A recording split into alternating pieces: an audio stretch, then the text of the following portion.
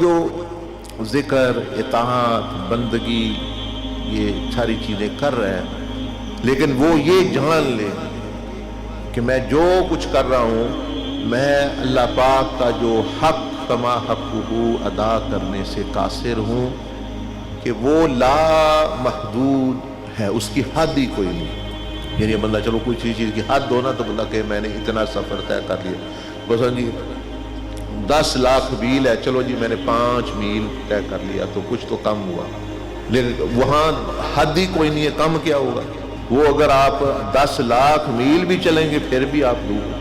وہ یعنی آپ دور ہی ہیں، کیونکہ وہاں تو جو وہ سفر ہے، وہ جو منزل ہے آپ کی، اس کا اینڈ ہی کوئی نہیں ہے، اس کی انتہا ہی کوئی نہیں ہے، اس کا اختتام ہی کوئی نہیں۔ تو آپ بھلے 10 قدم بڑھیں 10 لاکھ کریں، وہ آپ اسی طرح ہیں۔ تو اس کو کہتے ہیں کہ جب بندہ عبادت کر رہا ہے کبھی بھی یہ خیال بھی نہ آئے کہ میں اللہ پاک کا کوئی حق ادا میں نے کر دیا ہے، بلکہ جو ہے یہ سمجھے کہ میں نے یہ حق ادا نہیں کیا، بلکہ یہ ایک قسم کی میری جو ہے اللہ کی بارگاہ میں یعنی ادب کے خلاف جو میں یہ کر رہا ہوں اس لائق نہیں میری، اس لیے ہمیں حکم ہے عبادت کے بعد بھی استغفار بندہ یعنی کرتا ہے اپنی کمی بیشی دور کرنے کے لیے۔